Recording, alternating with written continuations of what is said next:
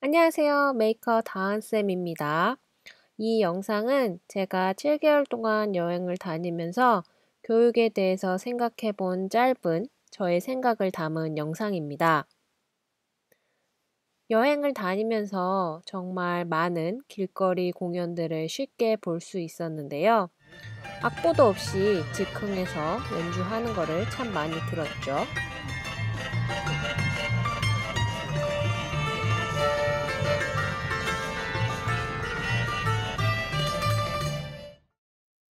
저는 피아노를 칠 줄 압니다. 네, 한국에서 초, 중, 고, 대 모든 교육을 받았는데요.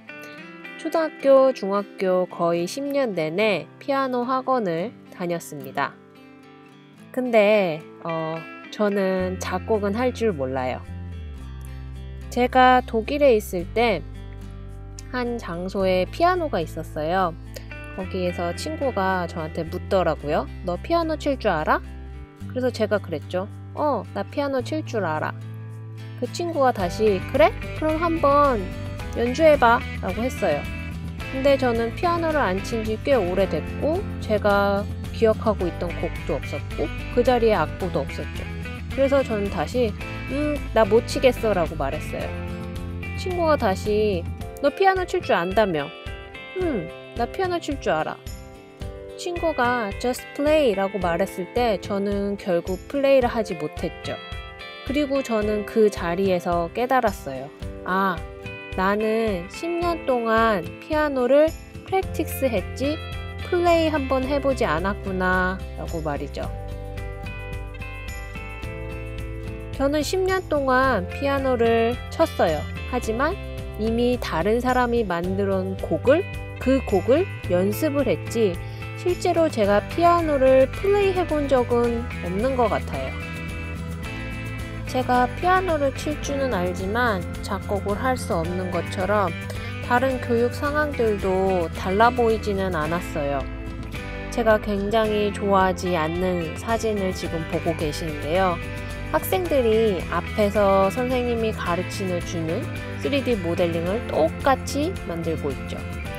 또는 3D 펜을 이용해서 이미 그려진 도면 위에 똑같이 그려서 무언가를 만들고 있죠. 3D 모델링을 하고 3D 펜을 쓴다고 해서 메이커 교육이 되는 건 아닌 것 같아요.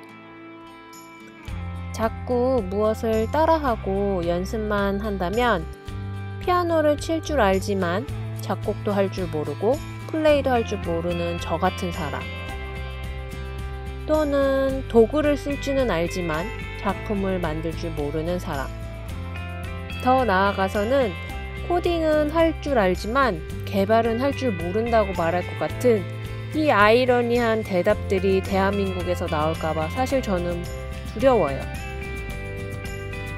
교육을 하는 방법에 있어서의 고민이 필요해 보여요.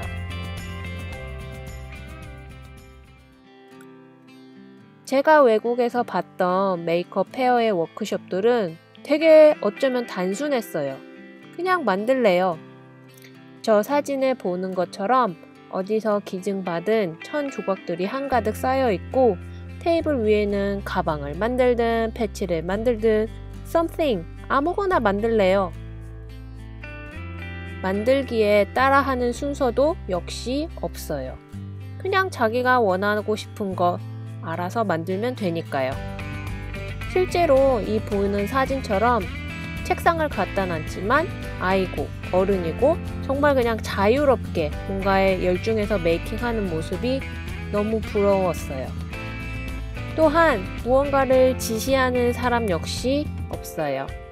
그냥 저런 긴 테이블 위에 종이와 물감이 놓여져 있고요.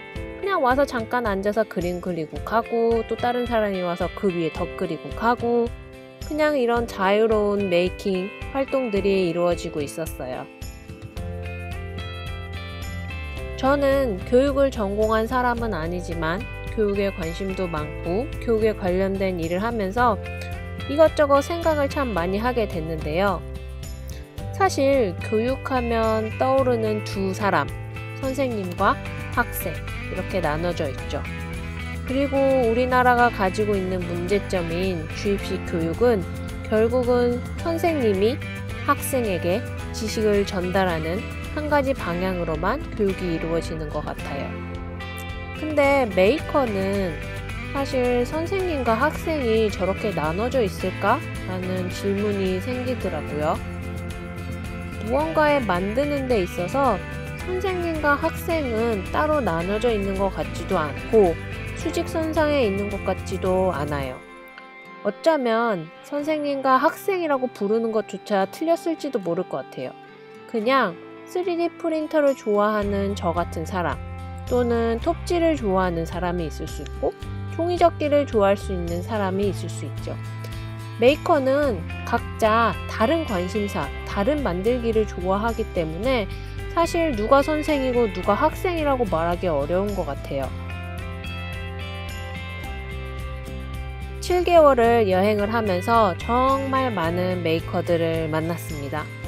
그리고 한국에 돌아와 보니 사실 솔직히 조금은 슬퍼요. 왜냐면 한국에서는 정부는 메이커가 청년 창업이고 일자리 창출로서 얘기하고 있고 교육 쪽에서는 4차 산업혁명이네, 미래 인재상이네 라고 말하고 있는데 이게 틀렸다고 말하고 싶은 게 아니라 사실 우리나라에는 이 메이커에 관련된 이것이 너무너무 부족해요.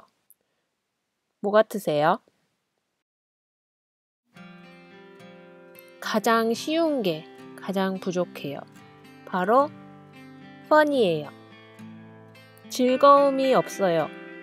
어느 순간 일이 되어버렸어요. 남들이 하니까, 옆에서 하니까, 이걸 해야 한다니까 해버리는 일이 되면서 즐거움이 사라졌어요. 즐거움이 없으면 자발성이 없어요. 대회를 나가기 위해서 또는 숙제를 하기 위해서 뭔가를 만들었다면 그게 사라지면 내가 할 이유가 없는 것 같아요. 자발성이 없으면 메이킹 또는 메이커는 지속되지 않는 것 같아요. 여행 초반 한 2달쯤 됐을 때 미국에서 70대, 80대쯤 보이는 할아버지랑 이야기를 하게 됐어요. 그때 뭐 할아버지가 너 어디서 왔니? 왜 왔니? 뭐 이런 얘기를 하다 보니까 뭐 한국 상황에 대해서 이래저래 얘기를 저도 하게 됐죠. 그러면서 4차 산업혁명이네.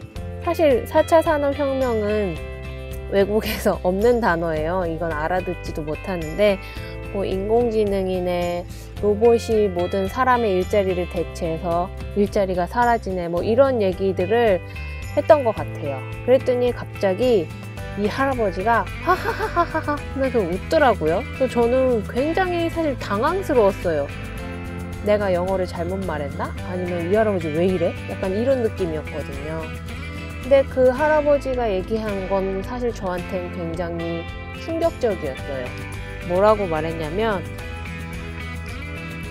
야, 내가 20대 때 우주선이 달에 갔어. 그때 모든 미디어들이 10년 안에 우주 여행이 가능해질 거고 로봇이 가정에 들어와서 일을 돕는다고 말했지. 근데 내가 50년을 살아보니까 그렇게 빠르게 변하진 않더라 라고 말하는 거예요. 그리고 Why are you so serious? 너 뭐 그렇게 고민하냐? 라고 말하더라고요. 그러면서 마지막으로 했던 말은 Have fun, enjoy today 하면서 손을 흔들어 주면서 저에게 멀어져 갔습니다. 사실 저는 저 순간 정말 무언가에 맞은 듯이 갑자기 멍해졌어요. 그러면서 느꼈던 생각이, 아, 맞아. 나도 이 여행을 처음 시작했을 때 뭔가 외국에 가면 답이 있을 것 같았고 그 답을 한국에 가져와야 될 것 같다는 그런 고정관념이 있지 않았을까 하는 제 모습을 깨닫게 되었고, 또 다른 하나는 내가 미디어가 말하는 대로 너무 성급하게 생각하지 않았나 이런 생각도 들더라고요. 사실 이 할아버지와 이야기가 있은 후 여행은 심리적으로 굉장히 편해졌어요. 답을 찾아야겠다는 생각을 버리니까 그래, 이왕 나온 거 나도 즐겁게 여행해보자 라는 생각이 들기 시작했던 것 같아요. 앞으로 펀을 정말 즐길 수 있는 메이크업 문화, 교육이 빨리 대한민국에 찾아오길 바라면서 오늘 제 이야기를 들어주셔서 감사합니다.